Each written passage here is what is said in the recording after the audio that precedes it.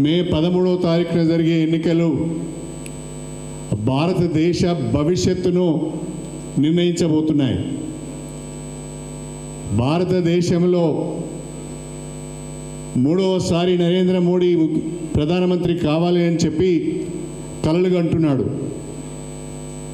అబ్ key bar 400 seat అనే విధంగా ప్రచారం చేసుకుంటూ వెళ్తున్నాడు. కానీ నేను అడుగుతున్న భారతీయ జనతా పార్టీని, ప్రధానమంత్రి గారు ఏమి ఒరగబెట్టారని, ఏమి వెలుగబెట్టారని మూడోసారి నరేంద్ర మోడీ గారిని ప్రధానమంత్రి చేయాలో చెప్పవలసిన అవసరం ఉన్నది.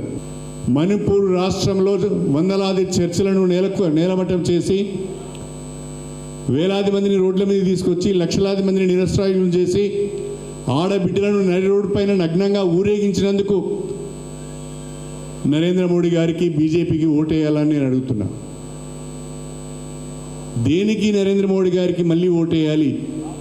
దేనికి భారతీయ జనతా పార్టీకి మళ్ళీ ఓటేయాలి? పోనీ తెలంగాణ ఏర్పడి 10 సంవత్సరాలు కావస్తున్న ఈ సందర్భంగా తెలంగాణకి ఏమైనా ఒక ప్రాజెక్ట్ ఇచ్చారా? తెలంగాణకి ఏమైనా ఒక ఇన్స్టిట్యూషన్ ఇచ్చారా? తెలంగాణలో ఏమైనా ఒక రైల్వే కోచ్ ఫ్యాక్టరీ ఇచ్చారా? తెలంగాణలో ఏమైనా ఒక స్టీల్ ఫ్యాక్టరీ పెట్టారా? ఏమి చేశారని తెలంగాణ ప్రజలకు బీజేపీకి ఓటేయాలని చెప్పి ఈ సందర్భంగా అడుగుతున్నా.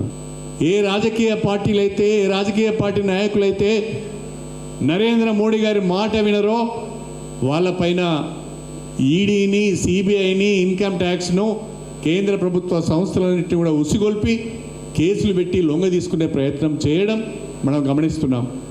ఒక చక్కటి నినాదంతో వారు ముందుకు వెళ్తున్నారు. దాన్ని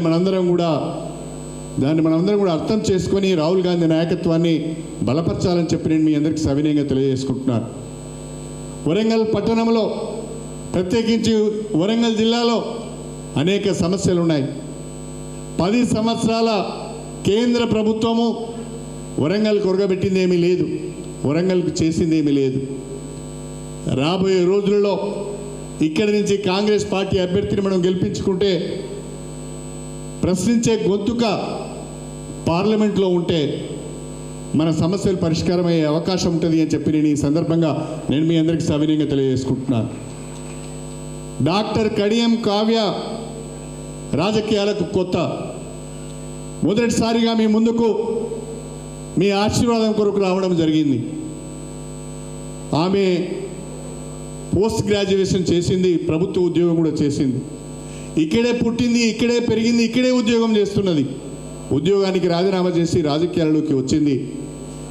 ఏఐసిసి పెద్దలు, అదేవిధంగా పిసిసి పెద్దలందరూ, జిల్లాకు సంబంధించిన మన శాసనసభ్యులందరూ కూడా కడియం కావ్యగా అభ్యర్థిత్వాన్ని మరి వాళ్ళు ప్రతిపాదించడము, అదేవిధంగా వారికి కాంగ్రెస్ పార్టీ నుంచి అవకాశం రావడం, ఒక మాటలో చెప్పాలంటే ఇది కడియం కావ్య గారికి రాజకీయంగా కలిసి వచ్చిన అదృష్టం అని చెప్పి నేను ఈ సందర్భంగా సవినయంగా తెలియజేసుకుంటున్నాను. పనికి రాని వాళ్ళు, పసలేని వాళ్ళు, సబ్జెక్టు లేని వాళ్ళు, ఏం చేస్తామో ఈ ప్రజలకు చెప్పలేని వాళ్ళు చాలా చిల్లర మాటలు మాట్లాడుతున్నారు. నేను ఆ చిల్లర మాటలకు సమాధానం చెప్పవలసిన అవసరం లేదు. మీ అందరినీ చూస్తూ ఉంటే నాకు పూర్తి విశ్వాసం కలుగుతున్నది. రేపటి ఎన్నికలలో కాంగ్రెస్ పార్టీ అభ్యర్థి గెలవబోతున్నది. డాక్టర్ కడియం కావ్య గెలవబోతున్నది. మీరందరూ కూడా నా బిడ్డను మీ ముందుకు తీసుకొచ్చాను. మీరు నిన్ను మనసుతో ఆశీర్వదించి ఆ బిడ్డను గెలిపించాలని చెప్పి మీ అందరూ కూడా కోరుకుంటూ మీ అందరి దగ్గర సెలవు తీసుకుంటున్నాను. జై కాంగ్రెస్. 40,000 పైన ఓట్ల మెజార్టీతోటి ఓడిపోవడానికి కారణము అతని యొక్క అవినీతి, అతని యొక్క భూ కబ్జాలు, అదేవిధంగా ప్రతిపక్ష పార్టీలను అణగదొక్కే తత్వము. అలాంటి వ్యక్తిని మరి ఈరోజు బీజేపీకి తీసుకొని వచ్చి మన మీద రుద్దడానికి ప్రయత్నం చేస్తుంది. ఇంతకుముందు అమ్మాయి చెప్పినట్టుగా వర్ధన్నపేటలో ఏదైతే భూ కబ్జాలు చేసిన పద్ధతి ఉందో, ఏదైతే మా అక్రమ సంపాదనకు ప్రాధాన్యత ఇవ్వడం జరిగిందో, రేపు కర్మగాలికి ఇట్లా వరంగల్ పార్లమెంటుకు గెలిచే పరిస్థితి వస్తే మొత్తం మిగిలిన 6 నియోజకవర్గాలలో కూడా ఆయన ఎక్కడ భూమి ఉంటే అక్కడ భూమి కబ్జా చేయడానికి తప్పితే ప్రజలకు అందుబాటులో ఉండి ప్రజలకు సేవ చేయాలనే భావన గల వ్యక్తి కాదు కనుక మరొక సోషల్ వర్కర్గా బడుగు బలహీన వర్గాలకు, మరి వెనుకబడ్డ వర్గాలకు, అదేవిధంగా దారిద్ర్య రేఖ దిగున్న వాళ్ళకి ఏదైనా సహకారం అవసరం ఉన్నా కూడా వారికి అండగా ఉండి ఎన్నో సోషల్ వర్క్స్లో పాల్గొన్న మరి కడియం కావ్య గారిని మంచి మెజార్టీతోటి ప్రతి ఒక్కరు కూడా గెలిపించాలి అని చెప్పి మరి సవినీయంగా మనవి చేస్తూ మరి మన పార్లమెంట్ అభ్యర్థి అయిన కడియం కావ్య గారి యొక్క నాయకత్వం అందరూ కూడా మంచి మెజార్టీ. వాళ్ళు రాజకీయాల్లోకి వచ్చి గత 10 ఏళ్ళు ఎమ్మెల్యేలుగా చేసి మొన్ననే 2 నెలల కింద ఓడిపోయిండ్లు. మళ్ళీ ఇప్పుడు లోక్సభ బీజేపీ అభ్యర్థిగా వచ్చి రావడం నా మీద వ్యక్తిగత విమర్శలు చేస్తున్నారు. నేను ఒకటే అడుగుతున్నా, మీకు మాట్లాడడానికి పార్టీ విధానాలు లేవా?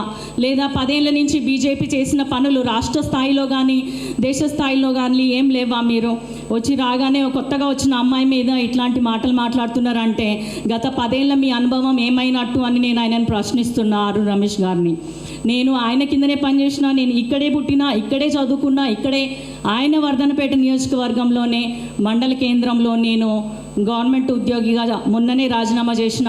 6 ఏళ్ళు ఆయన ముందే ఉద్యోగం చేసిన. మరి అప్పుడు రాని కుల మత ప్రస్తావన ఇప్పుడెందుకు వస్తుంది అంటే ఆయనకి ఓటమి భయం పట్టుకుంది. రాహుల్ గాంధీ ఏదైతే ఇక్కడ రాష్ట్రంలో ఉన్న 6 గ్యారంటీలు, అక్కడ కేంద్రంలో ఉన్న 5 న్యాయాలు మనము కనుక అక్కడ గెలిపించుకుని ఇక్కడ ఆల్రెడీ గెలిపించుకున్నాము, అక్కడ కూడా గెలిపించుకున్నామంటే మనది ఒకటి ఉంది సమన్యాయం అనేది. అంటే జనగణన చేసి మన కుల మత ప్రాంత మరియు ఆడ మగ అనే గణన చేసి దాని ప్రకారం రిజర్వేషన్స్ కల్పించడం జరుగుతుంది.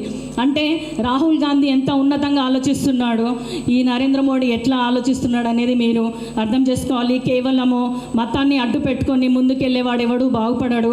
రాముడు నీవాడు నావాడు అందరివాడు. కాబట్టి అందరూ అభివృద్ధికి ఓటేయాలి, అభివృద్ధి చేసే నాయకుడిని ఎన్నుకోవాలని నేను కోరుకుంటున్నాను. ఆరు రమేష్ గారికి వర్ధన్నపేటలో తిన్న భూములు సరిపోనట్టున్నాయి కాబట్టి మిగతా 6 నియోజకవర్గాల్లో కన్నుబడింది. కాబట్టి ఆస్తులు, భూములు, జాగాలు ఉన్న వాళ్ళందరూ, వ్యాపారాలు చేసుకునే వాళ్ళందరూ కూడా తస్మాత్ జాగ్రత్త, మీ ముందుకు ఒక దొంగ వస్తున్నాడు, జాగ్రత్తగా ఉండండి, మీ ఆస్తులు కాపాడుకోండి. మళ్ళీ మే 13వ తారీఖు మీ ఇంటి ఆడబిడ్డకి టికెట్ వస్తే మీరు ఎట్లా సంతోషపడతారు? మీ ఇంట్లో అమ్మాయికి ఎంపీ అయితే మీకు ఎలాంటి పనులు చేసి పడుతుంది అనే నమ్మకంతో మీ అందరికీ కూడా తెలుసు కడియం శ్రీహరి గారు 35 ఏళ్ళ నుంచి ఒక్క పైసా కూడా తీసుకోకుండా పనులు చేసిన వ్యక్తి.